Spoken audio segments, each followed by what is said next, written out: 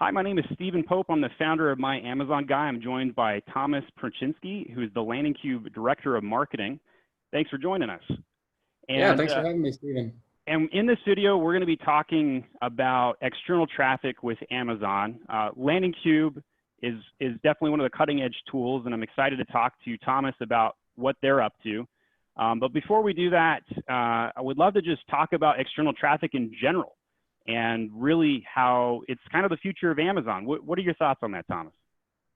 Yeah, as far as we know, like, in terms of ranking, Amazon kind of has this tiered system where if you get a sale from Amazon PPC, it's kind of, one tier, and then if you're making sales from organic search, then, it's a tier up. And then if you're driving your own traffic and getting sales from external traffic, then, they give you even more of the rankings boost for the keywords in your listing.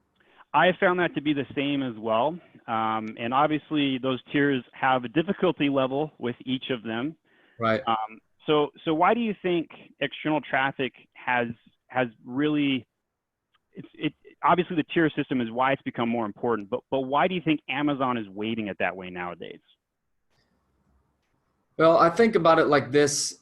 If you have someone outside of a supermarket getting people to come in and buy milk, they're going to go and they're probably going to buy more than milk. They're going to end up with a full shopping cart, and they might come back, in a week or more when they have to do shopping because, they had a good experience. So if you're a brand or seller driving traffic to Amazon is pretty sure that they're going to buy more than just your product. They're going to buy more products. And, they've got their systems down so that people are going to be coming back over and over again, especially with with Amazon Prime. So, if you're doing some marketing for Amazon, bringing them customers, then they know they're going to make a lot of money from it. That makes sense to me. So I'm going to pull up my screen here. And so if I jump on Amazon and I'm coming in and, let's just throw in the proverbial apple slicer. So if I come in from an external ad and I type in apple slicer to come here, chances are I'm not just going to stop at that particular widget. I'm going to probably go on to buy something else in addition to that, which makes perfect sense. So Thomas, Amazon is changing at an increased speed nowadays. I personally have seen more changes to the platform in the last 6 months than I probably have seen in the last 4 years combined. Are you seeing that as well on your side? And what are your thoughts on that?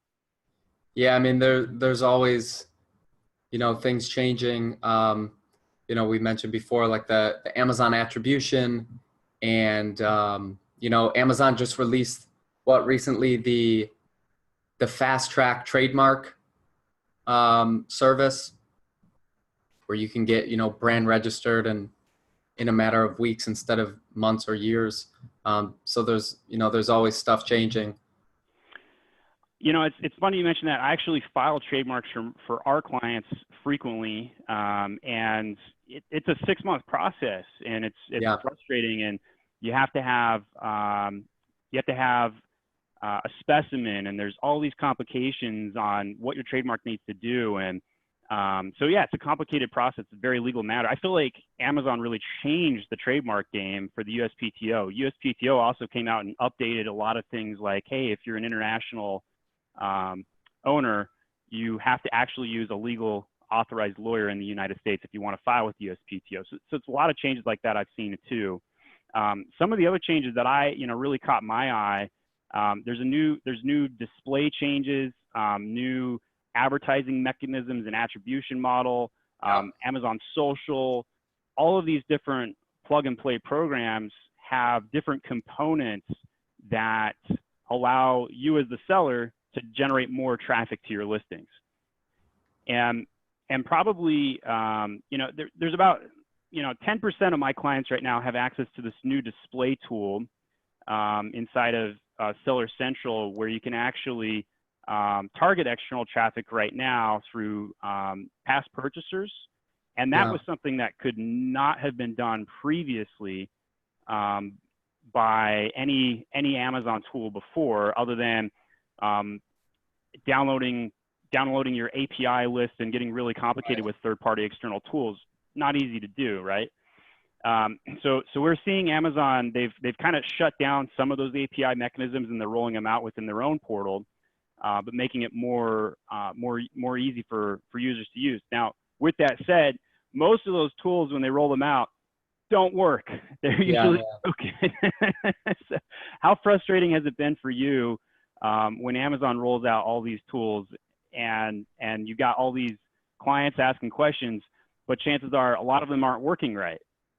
And it's not your fault, it's Amazon's fault. Yeah, absolutely. Like the attribution tool, we were super excited about that when we heard it came out. We thought it validated the idea that, external traffic is kind of the future. So this new display function, they rolled out display views, I think it was like in December or something. And then they rolled out searches and purchasers on display really in the last couple of weeks. But I've only seen about 10% of the accounts get access to this. Yeah. And it's really exciting to me because if you can target people that are searching related keywords off of Amazon, bring them to Amazon, that's definitely going to help your rankings. And with purchasers, obviously, if you've sold one of your customers one of your items, chances are they're likely to come back and buy it again or buy something else similar within your ecosystem of items you have available for sale. So really exciting changes. But then Amazon, leaves these things in beta. They don't really send out announcements very frequently. So it's always hard to keep up with the changes. So Thomas, what do you do to keep up with all the changes that happen? Yeah, I mean, for us, it's just a matter of, talking with customers and developing those relationships where we can stay, on the cutting edge of what's going on and what the most, advanced, sophisticated sellers are doing. Yeah, and so one of the things that LandingCube does, why don't you go ahead and talk to us about LandingCube? So I just pulled up on screen. This is one of my friends who sells New Wave Swim Buoy.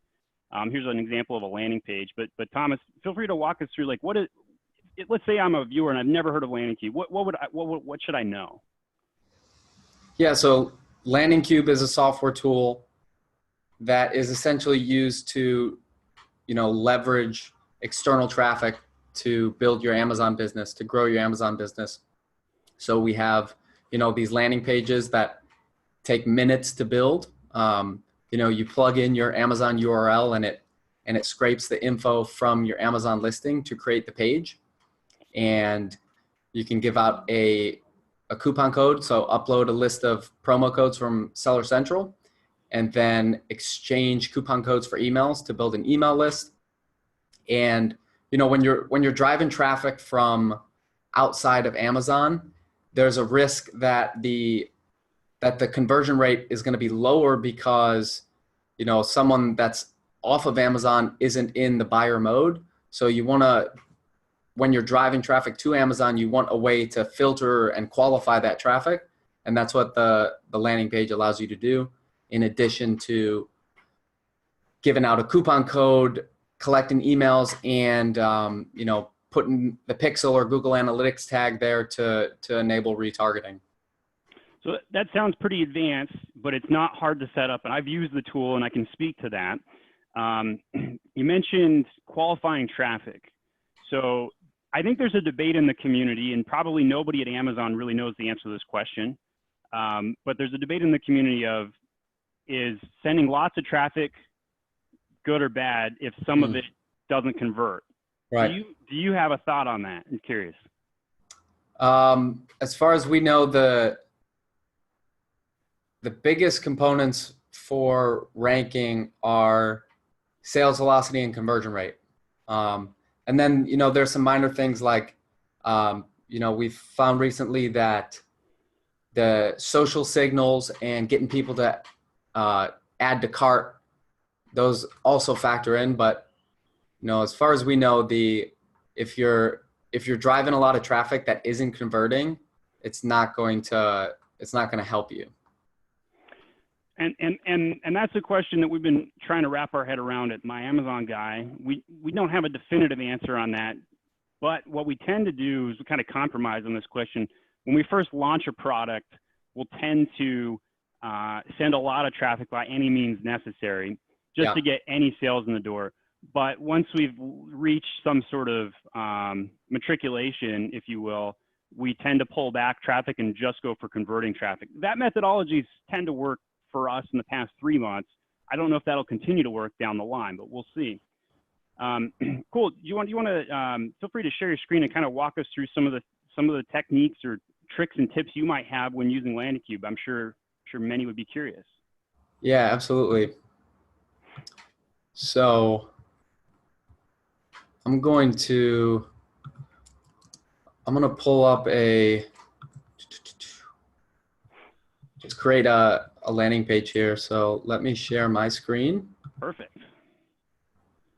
And by the way, while you're doing that, do you think Facebook is kind of the #1 traffic generator with LandingCube right now, or what do you think? I mean, in terms of what our customers are using, Facebook is above and beyond the #1 source of traffic. Does that mean everybody should do it? You know, if everybody's zigging, maybe you should zag. But there's a lot of resources out there on how to run Facebook ads, and Facebook has a huge user base, good targeting tools. So it's kind of the default option for most people. And I think it's probably the best option myself. We've heard a lot of naysayers on Google traffic of late, but I'm sure it works for some people, but we found it harder personally. So Facebook seems to be the best. But yeah, go ahead, Thomas. Walk us through what you're thinking here. Yeah, our customers in general get better results from Facebook. And again, like if someone's doing a keyword search for a product, they're probably going to go to Amazon. So with Facebook, you get them from a totally different angle. But yeah, so what I'm going to do is copy this Amazon URL and then plug it in here.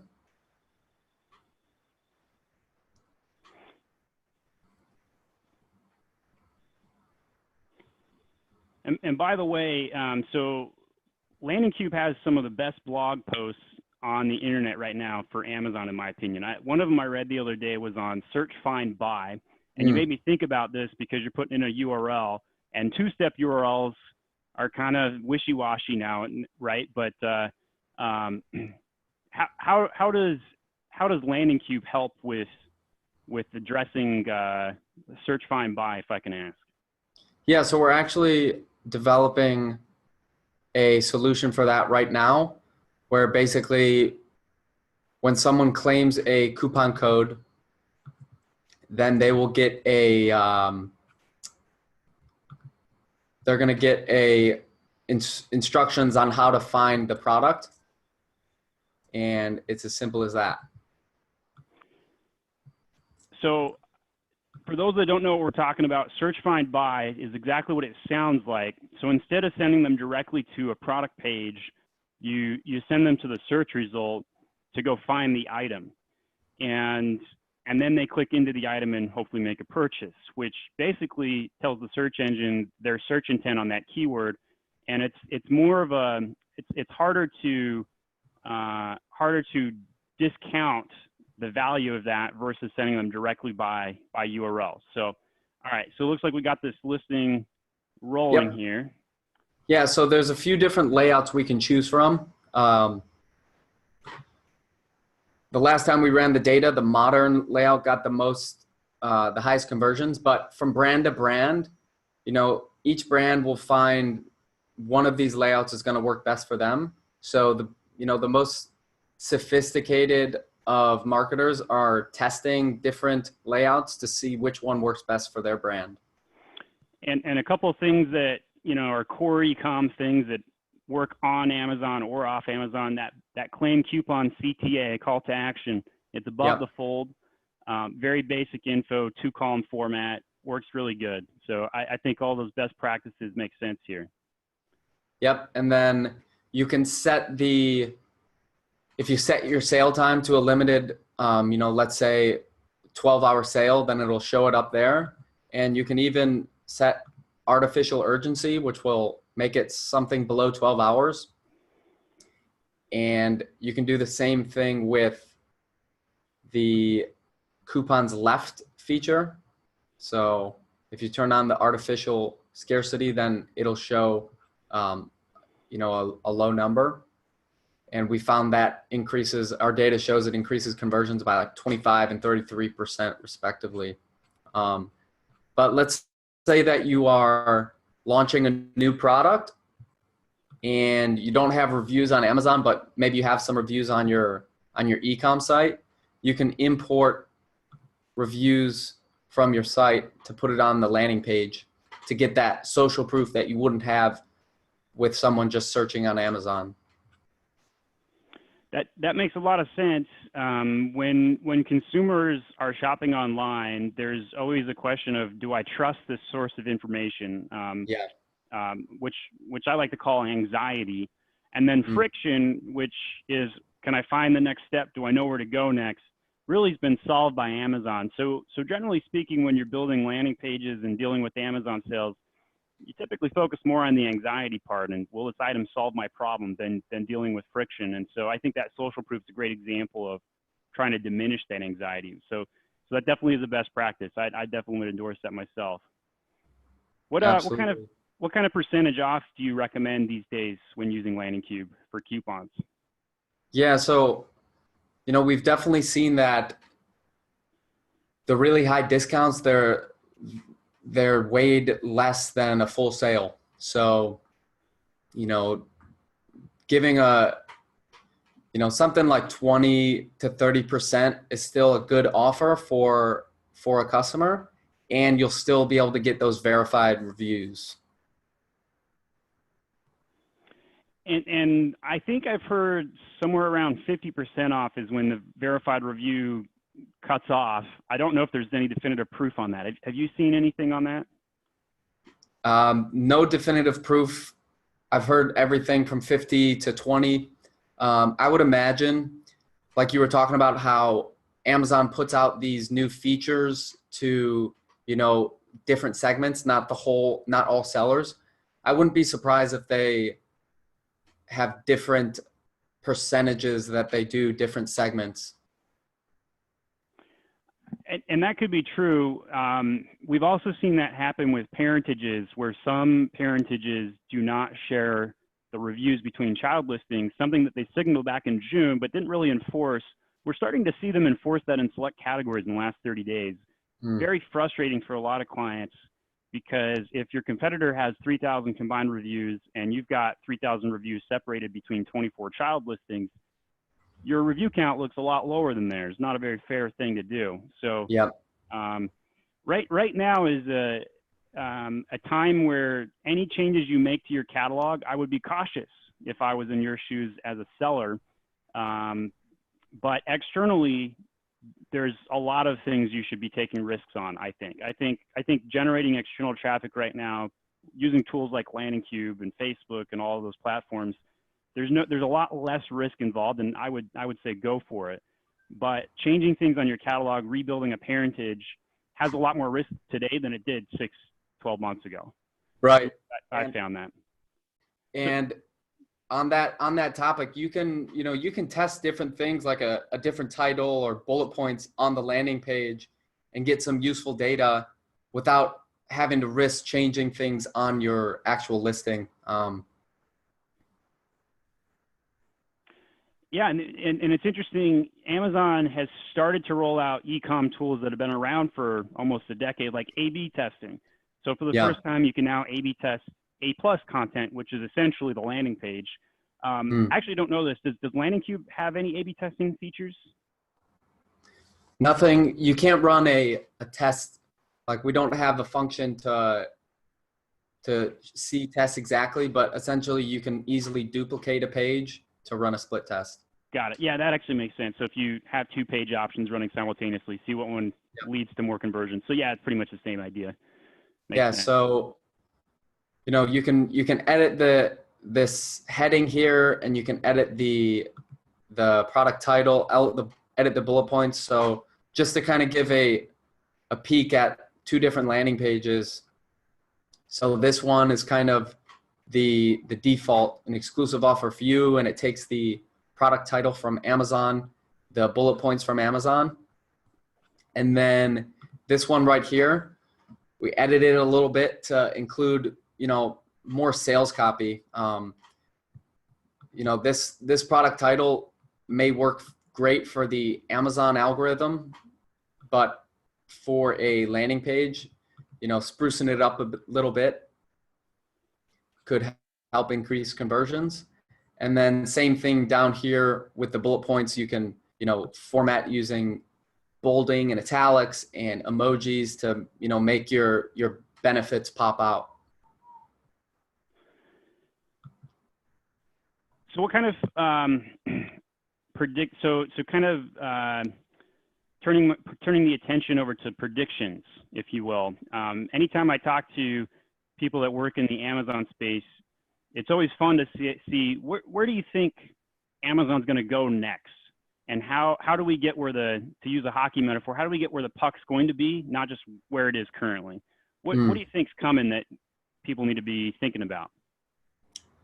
Yeah, I think they will probably continue to double down on giving brands ways to bring traffic to Amazon and kind of win more brand loyalty within Amazon. And it's interesting you mentioned brand loyalty, because I think if you quizzed 100 people right now, what was the last thing you bought on Amazon? They'd tell you shoes or widget this, widget that, or whatever. And you ask them, what was the name of the brand? I think only 3 out of 100 people can answer that question. Right. And then if you ask them a follow-up question, what was the name of the seller you bought it from? I don't think even 1 out of 100 can answer that one. So brand loyalty, that's a good prediction. How Amazon helps brands create brand loyalty, I don't know the answer to that question. I don't think just simply having a brand store is sufficient. Amazon.com/your brand name. But yeah, good prediction. I'll give you one of my predictions. I think Vendor Central and Seller Central, which have long been rumored, will finally combine by next year. That's my big prediction. And I also predict that by the end of 2020, we'll see 5 new tools within Seller Central, and I think 4 of them will be related to advertising. Interesting. And that could be anything related to new ways to advertise, to new targeting. Maybe we'll get some demographic targeting for the first time. I don't know. Maybe Amazon does not want to share that data, of course, but they've started to give some brand analytics. So maybe they'll share some demographics with us. Who knows? Any other predictions? Well, I think you can look at the tools that they're rolling out already to kind of, I think that's a really good prediction you make about the advertising, just because of all the advertising tools that they've been rolling out in recent years. And I think, we can look at how they recently added the rating button, so customers can simply click a button to leave a 1 to 5 star rating instead of having to, go leave a detailed review. And what that does is it kind of diminishes the value of getting those fake reviews or, doing a lot of the review stuff, because it's very easy for customers to leave those ratings now. So in order to, you have a bunch of ratings, and in order to get those reviews, it'll take a lot more. So I think that kind of shows that Amazon is really giving the customers more ways to defend against the shady tactics. I don't know if you saw the lockpicking lawyer video in this last week. It went viral. There was a shady product that was doing product inserts to generate reviews, got like 1,000 reviews out of this. And less than 48 hours later, Amazon had removed 900 of their reviews. Yeah, wow. So Amazon takes review manipulation very seriously. Product inserts are definitely on their radar right now. I think that's something we'll see a crackdown here in the next 30 to 90 days as well. They've already cracked down on review manipulation for years, but one of the areas I feel like they've kind of put under the radar was product inserts. So and it's because Amazon's kind of a siloed organization, right? That the warehouse doesn't talk to the support team, doesn't talk to the marketing team, or right. It's a big company. Big company. But we're seeing them go cross between departments to crack down on bad actors. So it's definitely something I've seen a big pickup on. Well, cool, Thomas. Closing thoughts. Anything you would want to share with any topic, bar none? Any thoughts you have to share that you think would help people when they're selling on Amazon?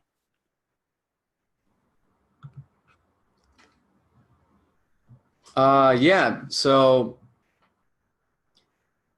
in terms of, sellers on Amazon right now, building up that brand presence, and if you're able to build up that brand presence outside of Amazon, and while also understanding how the game on Amazon works and combining those two to to kind of get that double-pronged approach. Well, cool, Thomas. I appreciate you joining me. So if you need any help with external traffic, LandingCube is a great tool to do that. You can go to landingcube.com. We'll put that link in the description of this video. And if you need any Amazon consulting, go over to myamazonguy.com. Thomas, thanks for joining us. I think you had some great insight. Thank you, Stephen. All right. Thanks, guys.